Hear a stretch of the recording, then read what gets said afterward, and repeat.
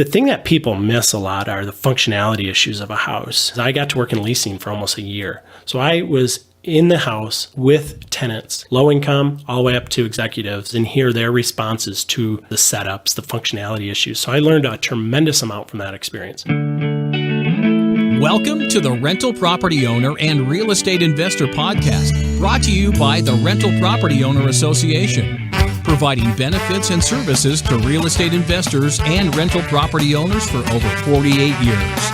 With your host, Brian Hamrick from Hamrick Investment Group. This episode is sponsored by Green Property Management, managing everything from single-family homes to apartment complexes in the West Michigan area. Find out more at greenpropertymgt.com. Hello and welcome to episode 81. My guest today began actively investing in real estate in 2011 after leaving a career in law enforcement. He started with about $30,000 in savings and a Roth IRA, and he's managed to grow his portfolio from one multi-unit property to a portfolio worth over $1 million.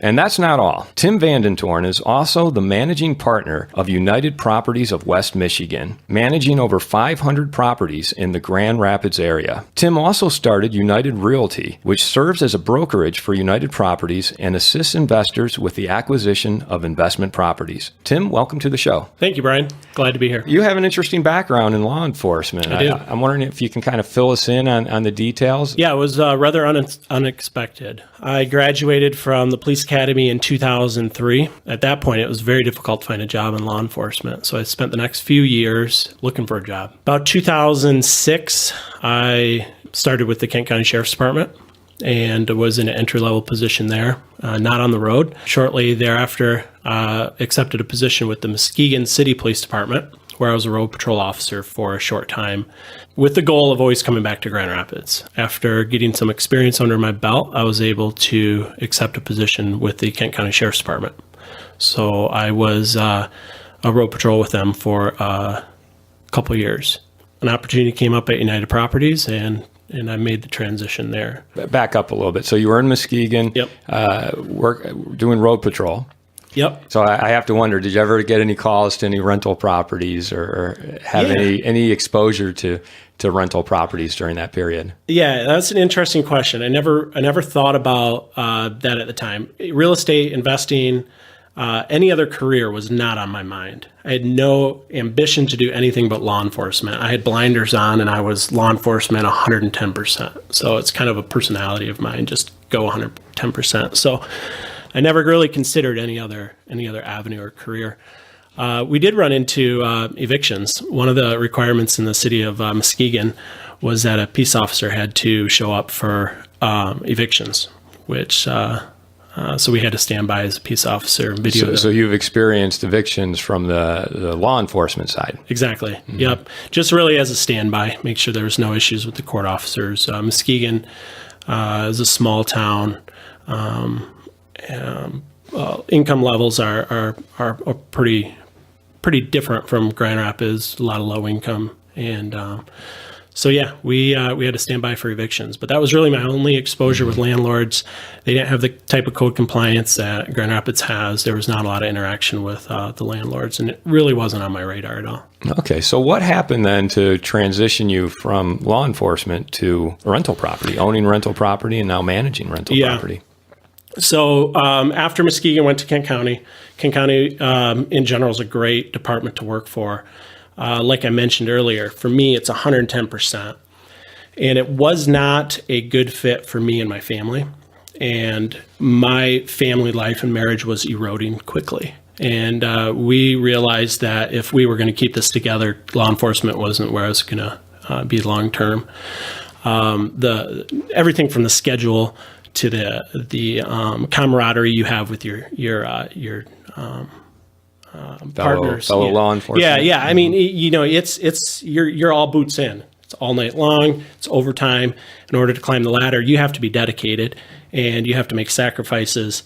And my family was the sacrifice I was making to advance inside the department. In 2011, there was opportunity to come on board the family business. My brother was involved at the time, my younger brother, my dad was involved, and our company was growing. 2011 2011, Grand Rapids was getting, there were cheap properties. The investment market was doing very, very well. And didn't see the transition coming, but when they offered me an opportunity to join the business, I didn't really think twice about it. Did you join the business first and then start investing in real estate? Or, Yeah. Okay, so the business, United Properties came first. Yeah. Talk about that transition. Yeah. What did you? Because I know you kind of worked your way up in the company. Talk about where you started there and how you got to where you are now. Yeah, it's a pretty incredible story. I started entry-level position. Matter of fact, I think you were investing in single-family houses at the time. You had a couple in your portfolio. Yeah, I know you were working on. Yeah, and I was a handyman. A very, very entry-level position. Matter of fact, our pay was cut in half. I mean, my salary went from a nice law enforcement $65,000 salary to a $35,000 salary as a contractor. So it was a big setback. A lot of adjustment happened during that time, and but looking back, you just are amazed by how things progress. And I loved it. I loved being a handyman. I like working with my hands. I like seeing things happen. I like making improvements. I loved being involved with it. And I did that for about a year and a half. But during that time, I did buy my first investment property. So the market was very low, very different than what we're seeing today in 2017, and had an opportunity to buy my first property in 2011. And I did that with a partnership. Okay. Well, you want to talk about that? Yeah. Then? Yeah. So, so how did you come across this property? What was it? And how did you take it down? Yeah, this was a property that was in the 6-month redemption period. So it was in foreclosure. It was in foreclosure. And you can find out what properties are being redeemed. They sell at the courthouse.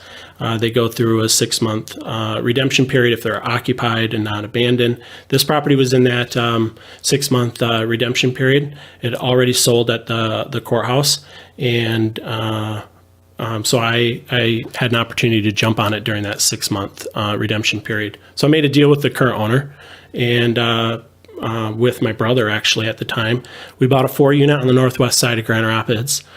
It was completely occupied, had vinyl siding, new windows, new everything. Everything was new, and it was occupied for $30,000. Wow. So you don't see those deals anymore. A 4-unit for $30,000 in 2011. 2011. All right. That's the kind of deal you could pick up here. That was the kind of deal. Mm-hmm. And I hesitated on it. I had to be convinced to buy the property. Why? What was stopping you? What was scaring you about this property? Well, I had never been involved in investing before, and I was the have money in the bank type of person, be secure, know where your future is going to go, have a nest egg. Very Dave Ramsey. So Justin Workman would appreciate that.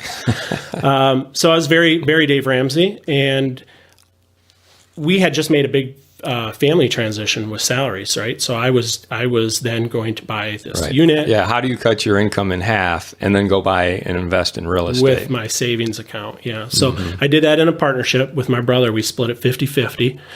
So we each paid $15,000.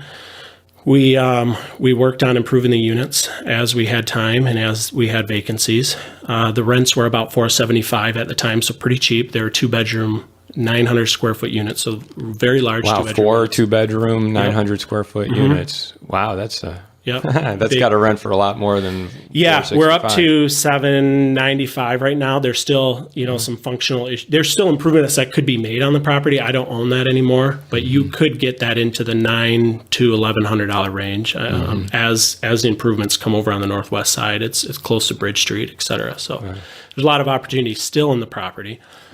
But I had that partnership for a couple months before I realized, boy, I'm all in. I love it. I see the money coming back. Obviously, we had a great return on it. We paid cash for it, and tenants were paying. And so I quickly realized that this was something I was going to get really excited about. Wow. So you and your brother, I take it was probably Paul. Mm-hmm. You and Paul were putting your own sweat equity back into the property. Yep. How much money did you end up putting into this property? So before I sold it, we had probably put $10,000 to $15,000. Okay, so you had 45,000 altogether into it. And when did you sell it, and how much were you able to sell it for? So I sold it in 2012 to my brother. I sold my portion of the partnership to my brother, and I believe I sold it for around $65,000. Okay. So he bought you out for 65? Mm-hmm. Wow, so that's a pretty great return on your money there. So I sold it only when I had identified another property, and this was when the tax sale properties were still available with Kent County. So in 2012, I had my eye on a property that I wanted to buy at the tax sale, and part of the condition of the sale was that if I won the bid on this property, then I would sell my portion of the partnership, and I won the bid on the property. Matter of fact, I won during that year. I had acquired one other property by myself between the sale of Douglas and the tax sale. So I had two properties, and I brought all my money from my 401ks, my pensions, my Roth, my everything to the tax sale and bought as many properties as I could, including my the profits from the sale of the 4-unit. So I went all in 2012. So you went to the tax auction just saying, I'm going to pick up whatever I can. Yeah, I mean, I had identified properties I was interested in. I brought all my cash, and I think I picked up 6 of them from the tax sale. So did you spend all your cash then? I did. Well, almost. I had to save a little money for the remodels. So at this point, you're no longer Dave Ramsey. You're it's all there. Well, they were cash purchases. They were cash purchases. So they were, you consider that to be conservative. You were paying all cash for these properties that you had identified, probably done some due diligence on, had a reasonable expectation that you could repeat the same success that you had with your first property. Yep. So I bought those in August 2012 and remodeled them all myself and had them all occupied by November or December of 2012. Okay. So all 6 of them. I took a little gamble because they tell you not to touch them for a month to make sure title clears up, but I didn't. Yeah, there's that 1 in 1,000 chance that they might come back and say, you know what, this sale's no good. Yep. So give it back to us. Right. So I took that risk. Matter of fact, while I was sitting in the auction on one of the houses, I knew it had a roof leak. While I was sitting in the auction, as soon as I won the bid, by the time I left the auction, that roof was fixed. Yeah. So I didn't waste any time getting those repaired and occupied. And matter of fact, that one with the roof is still occupied by the same tenants today. No turnover. Wow. On the southeast side of Grand Rapids. So what were some of the numbers on these properties? Well, we were buying properties for, I think the most expensive one I bought was $23,000. It was a duplex. I just sold that a month ago for $152,000. Wow. And I had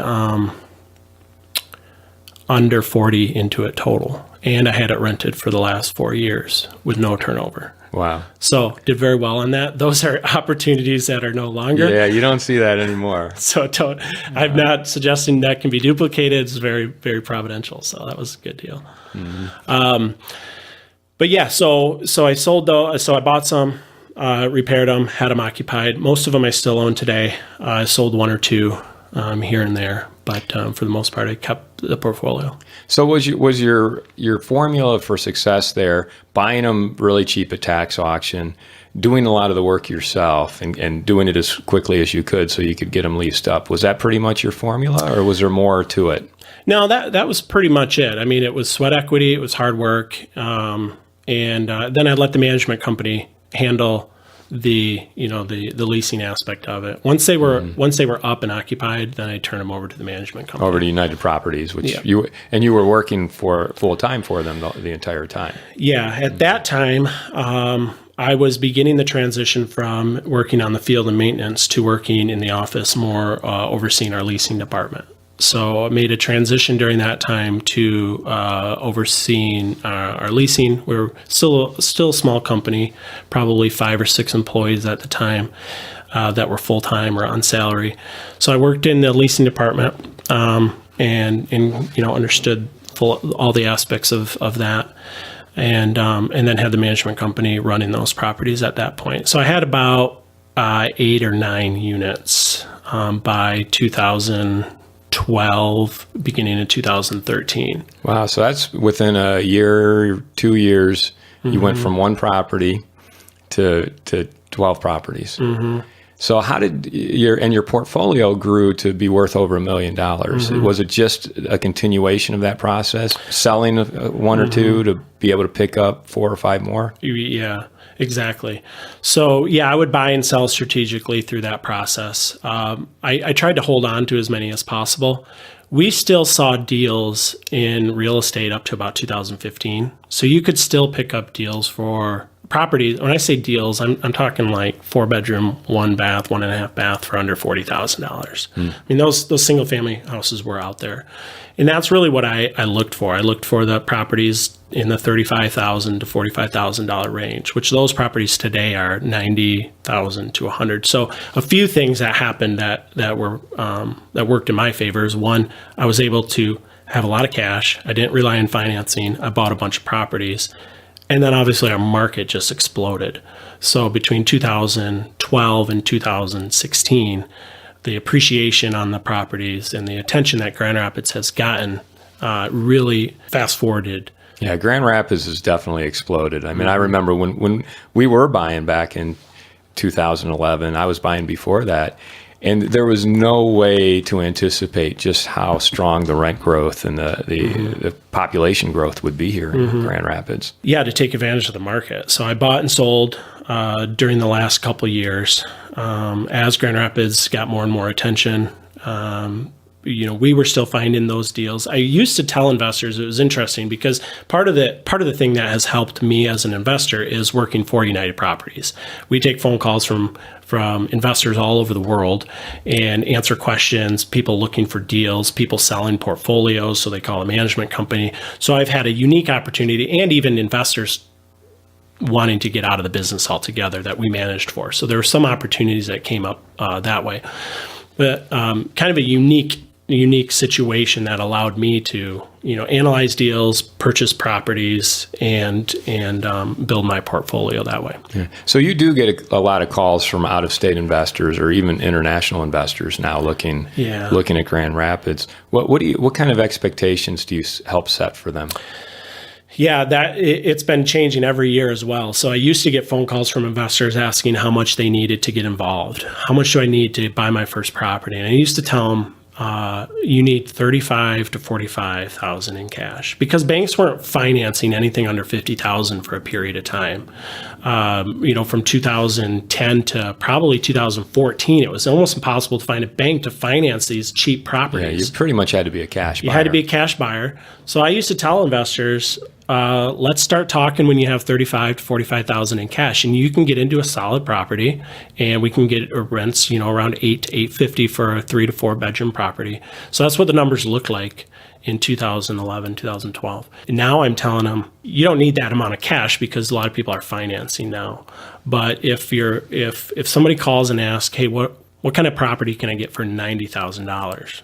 I'm telling them it's pretty much the same kind of property as you got in 2011 and 2012. That's how much appreciation has happened. I mean, just tremendous amount.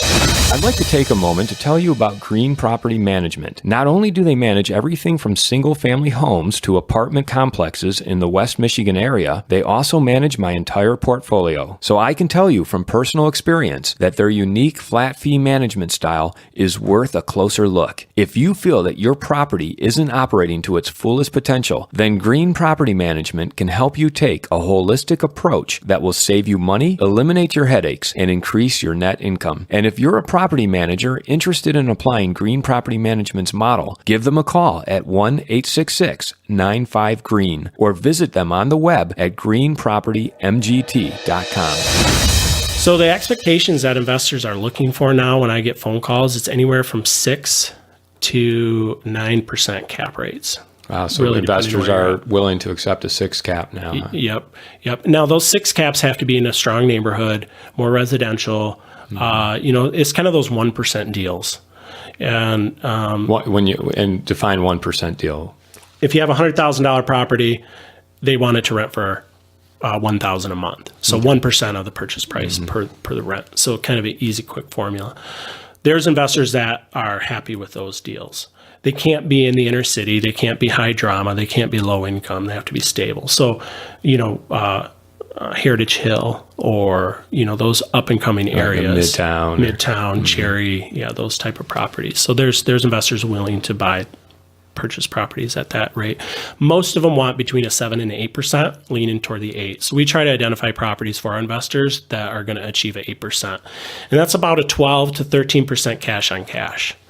And so since most investors are leveraging their money, they're looking at between a 12 and 15% cash on cash is their goal. Yeah, the good news now is banks are lending on those types of properties, and you're borrowing enough that it makes it worth the bank's time. So when you put leverage on it, that 8 cap goes up to 12 to 15 return on investment, cash on cash return. Yep. So that's what investors are looking for now, and we're helping them find properties. And we take phone calls from investors all over the world on a weekly basis. We manage for owners in 9 different countries, and there's too many buyers. For properties, I can't handle all the buyers anymore. I try to put them in touch with one of our realtors who is actively looking on MLS, because that's just not what I'm doing. I don't have the time to do that. So we're trying to still facilitate the purchases, but the inventory is so low, it's hurting. So we're still looking in buying properties. So the advice I tell new investors or seasoned investors, I said Grand Rapids is a great place to invest. Look at it very strongly. I think we still have room to improve. I think our values are going to go up with the growth of our city. We have a very stable market, in my opinion. We're not dependent on GM or Steelcase anymore. We're tech, medical, and education. And that's not going to go, I say this, it's not going to go to China. It's not going to go to New Mexico or Mexico. So I think Grand Rapids is going to have a stable economy.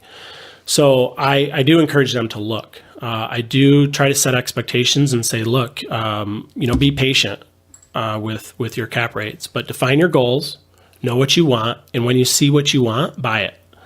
Don't wait, and get creative.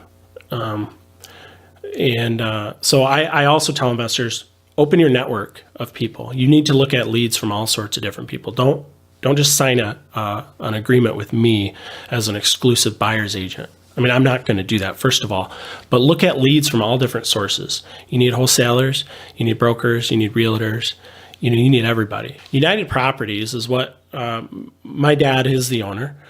He has set the footwork. Your dad, Russ VandenToorn, who's been on the show as well. Yep. So he has been on the show as well, kind of earlier on, probably one of the first couple episodes. He started United Properties, and he has, if you ever get a chance to know him, he has a lot of energy, and he has a teacher-like heart. So he wants to teach people, help people, and see them succeed. And by the way, if you're in the West Michigan area or anywhere near the West Michigan area, he also teaches a fantastic class on financial analysis and APOD, annual property operating data. Yeah, thank you. He teaches a great class. So doesn't just have the teacher's heart, but he actually teaches a really informative class. Yeah. So I have had the privilege to learn under him, first of all, how to analyze properties. But the most important part for new investors, especially in the Grand Rapids market, is to identify your goals. Set your goals as far as what you're comfortable with your rate of return. Are you leveraging? Are you financing? Do you have a relationship with a bank? I think the management, it's very important for investors, first-time investors in particular, to link up, and especially if you're out of the area. You need a team of people who you can count on for information regarding a property in a neutral position, not just a realtor, but we're going to evaluate a property from an investment standpoint: functionality, code compliance, rentability, location. Those are things that realtors often don't help with. So even if you're working with a realtor, I encourage people to link up with a management company that will also help you analyze those deals. Yeah, I couldn't agree more, because I've always said, start with a management company, because they will help you determine the real value, what you could really get in rents, not just what you could potentially get in rents based on a pro forma. Yeah, I have a story about that. It just happened this week. I'll circle back to that. But so we start with the goals. Define your goals, how you're going to purchase. And once you define your goals, then you can start analyzing properties. And you plug in the numbers and be realistic about it. And if it meets those goals, then jump on it.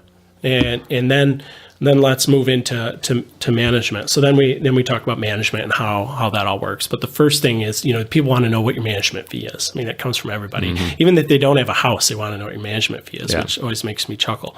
But yeah, start with that, analyze properties, and go from there. Let's hear your story. Yeah, so this week, first time investor, never talked to him before in my life. Came across us on the internet. Introduced himself, told me he wanted to buy in Grand Rapids, and sent me a property to evaluate. And happened to be a property we just took over management of. It's a 4-unit, out-of-state investor who was trying to sell the property on their own. And so they sent me the link, sent me all the spreadsheets and stuff, and it sounded like he was pretty serious about this property. Like, I know it's not a home run, but I just want to hit a single or double and get some cash flow. And so we were managing it, so I knew all the nitty gritty of it, and I started looking at the numbers, and they were advertised as projected rents.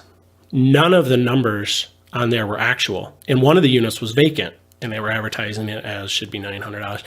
This is a property over on 32nd Street, those 4 units over there. Oh, yeah. So if you're familiar with that area, rents are not as strong as in the rest of Grand Rapids. And right away, I saw that all the rents were projected. And this guy was going to purchase it based on all the information provided on the spreadsheet. Lots of numbers, lots of different things, exaggerated cap rates at 18%. No very low maintenance costs included, no management fees included, which, even with your self-managing, I always tell people calculate for your management fees, even if you're going to self-manage, because hopefully if you're successful, when you get to that 10 point, 11 point, and you can't self-manage anymore, now you're going to hand them over to a management company. They're going to perform differently with the management company and the fees. Well, and also if something happens to you and you can't there you manage, go. You're going to have to exactly. And this person was out of state, so I don't know how you're going to manage from out of state. No. Yeah, so they didn't have management fees calculated. They didn't have vacancies calculated. They didn't have water calculated. This is a 4-unit. And they were going to go to town on it. And I, obviously squashed that deal. But that was an example of somebody from out of town who looks at a piece of paper, doesn't have a realtor, or thankfully he contacted a management company so we could help him analyze this deal. And I told him, the asking price was around $250. Said this property, realistically, as it's performing today, even projected, you need some capital improvements, but in order to get it up to where the projected rents are, you're going to have to spend $50,000 to $75,000. So I said, you maybe offer $100 less than what they're asking for and go from there. But even that, it was still. I mean, I did the numbers. It was a 4% cap rate. Wow. That comes as quite a shock to some people, but really, if you're going to invest, even if you have the money and you don't, you're just looking for somewhere to park it, you need to know what you're investing in and what the true expenses are going to be. The one that people forget all the time or just don't realize is that whatever the property tax was that the previous owner was paying here in Michigan, you can expect to be paying a lot more because it's going to be uncapped. Your taxable value will be uncapped. And a lot of people just don't realize that. And it comes as a big shock to them when they receive that property tax bill the next year. Yeah, usually the property tax will be a little bit slower of an uptick because they take, the Grand Rapids is the way they do it. They take the property sales in the area and they don't just readjust your value after the purchase of your new purchase price, your taxable value. It takes a little bit of time, but yeah, I agree. But they're still pretty aggressive about it. I mean, they're not going to miss out on money. Yeah, they're trying to squeeze it for as much as they can. Exactly. And I've seen that happen. Yeah. Let's kind of get back to you and United Properties. Because you worked your way up from maintenance to then you were kind of in the leasing, working with owners. Where did you go from there? How did you get from there to being the managing partner? So while I was a leasing agent, got my real estate license, part of the requirement to be a leasing agent. So I obtained my real estate license, started dabbling in purchasing properties for investors at that point. This was 2013-ish. And so then I helped facilitate all the purchases of properties for investors for United Properties. That's when I started really working with owners more. identifying properties, and just, helping analyzing deals and putting together estimates for remodeling and stuff like that. We, an office manager position to open up at some point during that transition. We had some turnover, and our company was continuing to grow. And so it was kind of a natural evolution from leasing to basically office manager, I guess I would call it, and real estate agent, and working with owners and kind of being an owner liaison.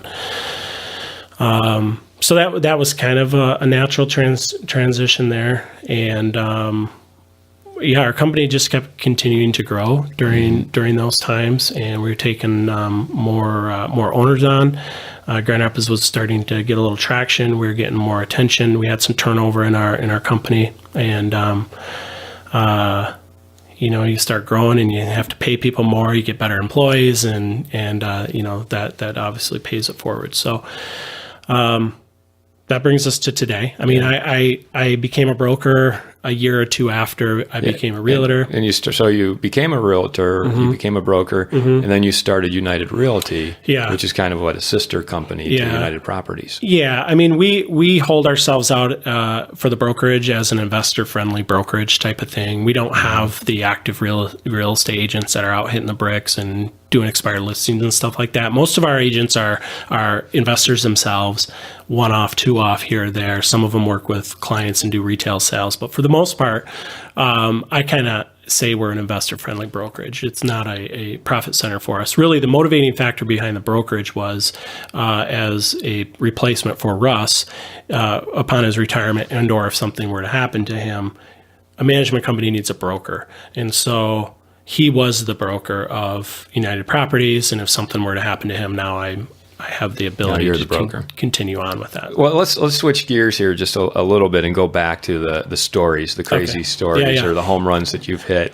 I know you've got a couple more for me, so I love stories, so go ahead. Yeah, I would probably say one of my biggest deals that I've done with the least amount of money was a 4-unit in Cherry Hill that I bought on land contract for $5,000 down and a purchase price of $120,000.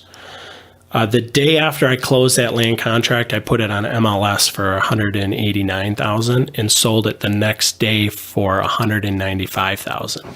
So for those of you wondering if you can do real estate with a little money, you can do real estate with a little money. Wow. Yeah. So that was an exciting one. But those types of deals is what have allowed me to boost my portfolio. And it's really about timing, being in the right place in the right time, having cash available.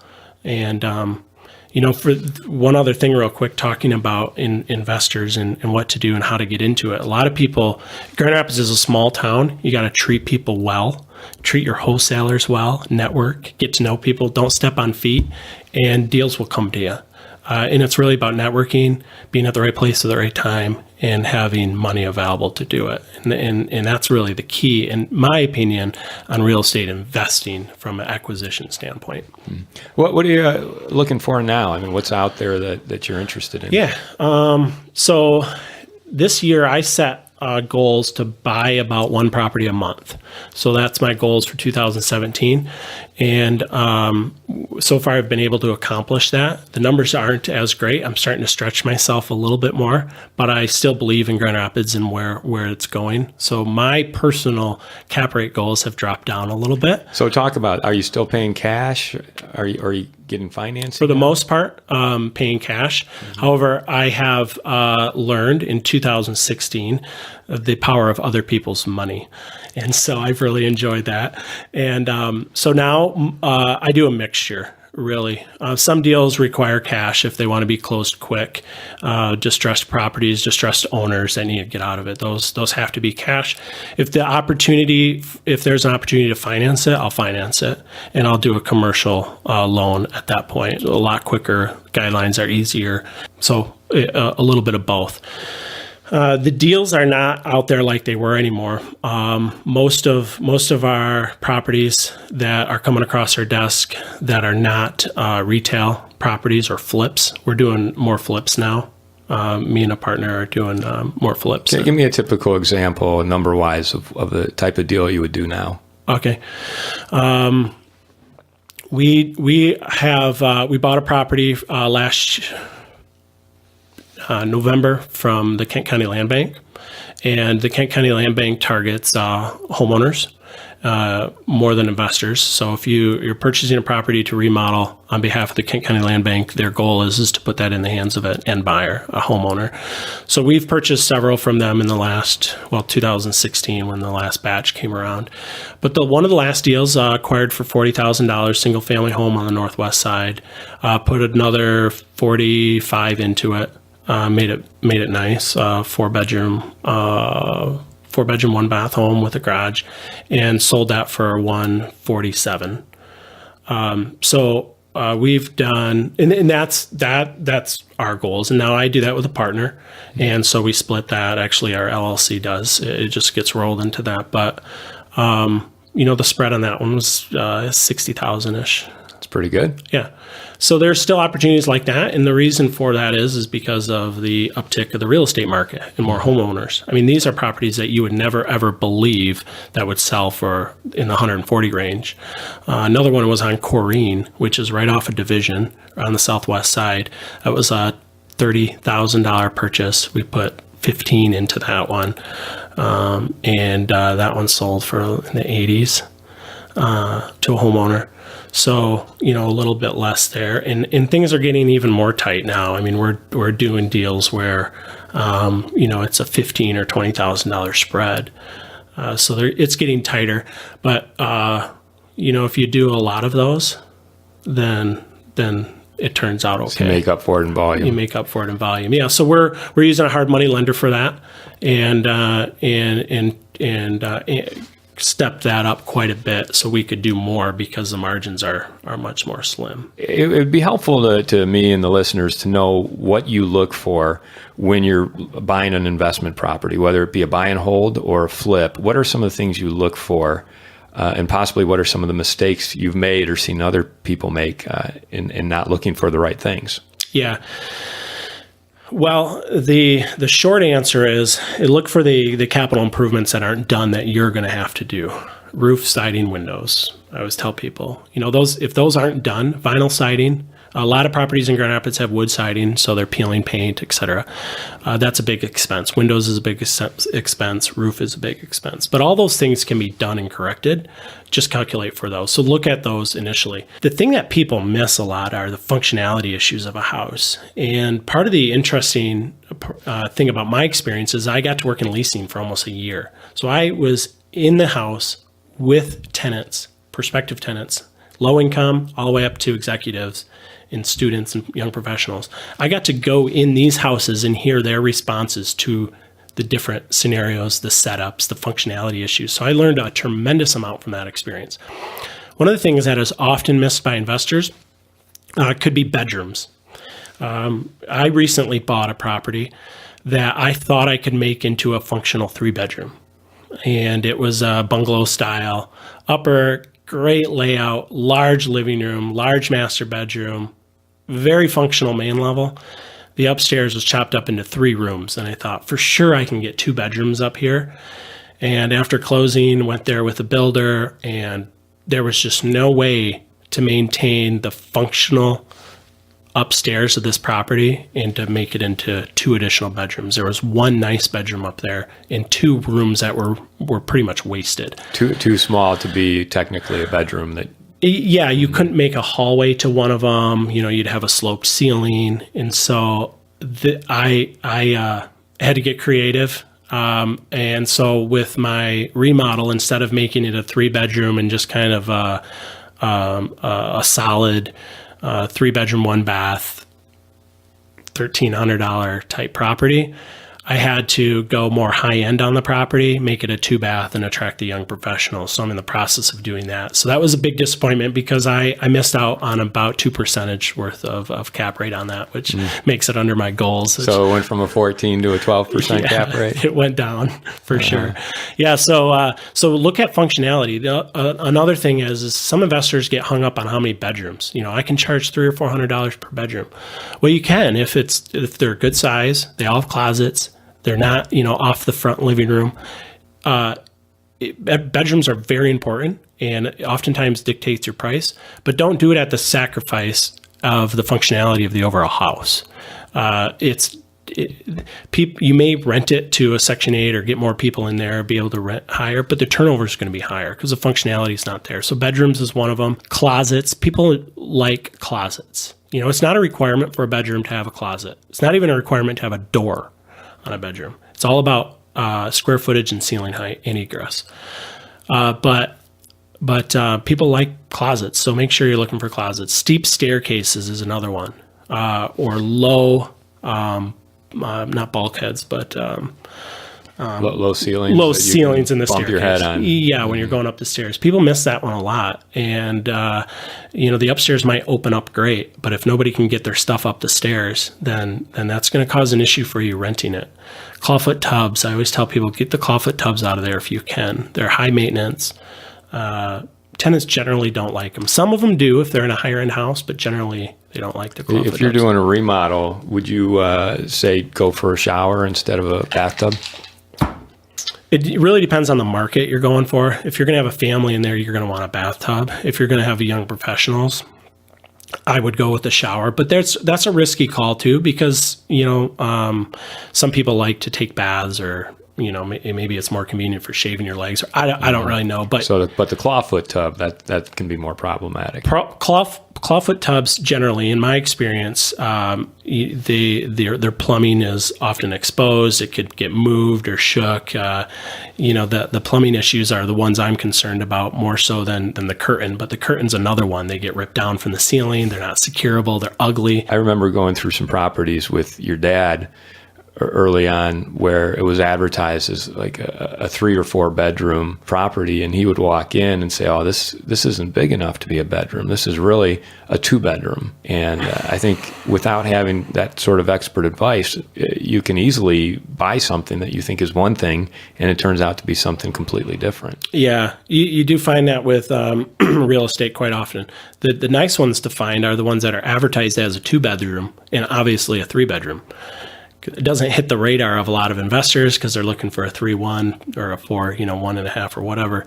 So you find that one that they miscalculated or misadvertised the opposite direction, and you might have just found a real good deal. So those are. Have you ever had that happen? Yep, to you? Absolutely. Actually, twice. Advertised as a 2-bedroom, and it wasn't currently a 3-bedroom, but it was like a third room that wasn't being used for anything, and the realtor didn't have the vision to classify it as a 3-bedroom, and just a real easy single, I would call it.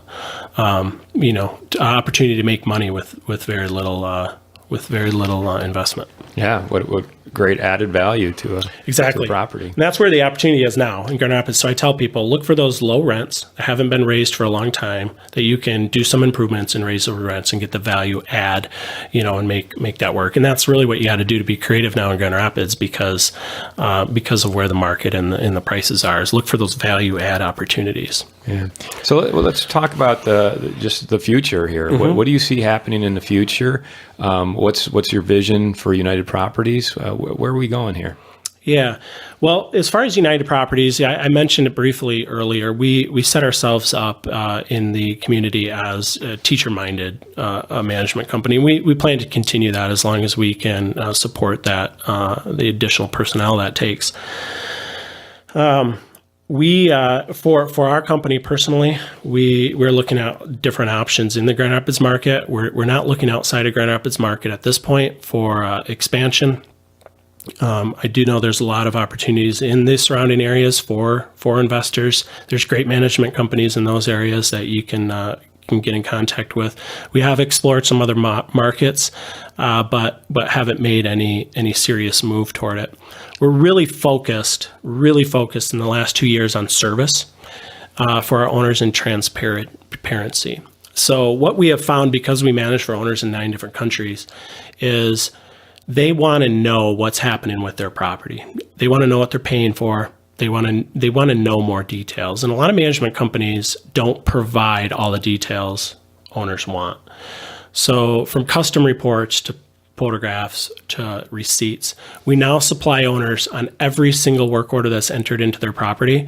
We supply them with a same-day notification, a description of the issue, and when the issue is closed out, we email them a description of the resolution, photographs of the repair before and after, and receipts on every single work order we do in-house. We do that for our investors.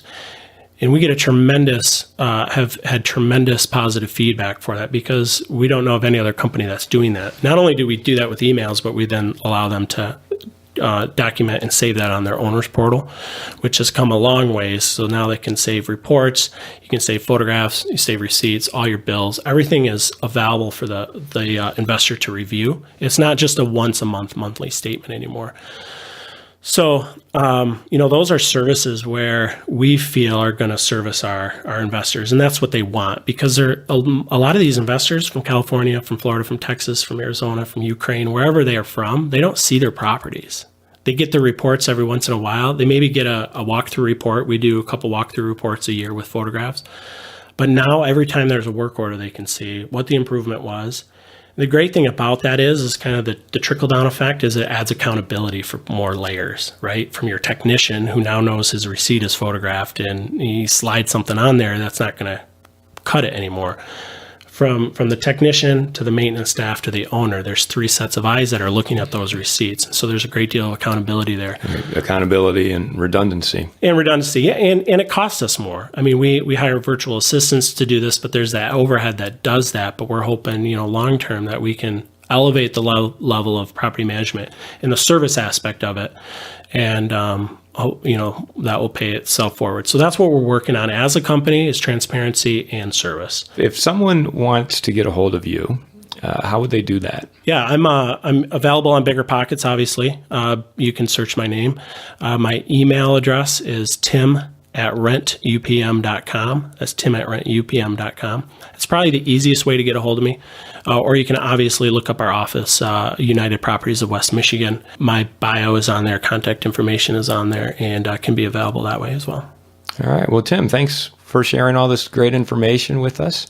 Yeah. I really appreciate you taking the time to be here, and I think we've learned a lot. Cool. Well, I'm glad I had the opportunity, and look forward to hearing it. This episode was sponsored by Green Property Management, managing everything from single-family homes to apartment complexes in the West Michigan area. Find out more at greenpropertymgt.com. You've been listening to the Rental Property Owner and Real Estate Investor Podcast, brought to you by the Rental Property Owner Association. You can find out more at rpoaonline.org. If you enjoyed this podcast, please go to iTunes to subscribe, rate, and review.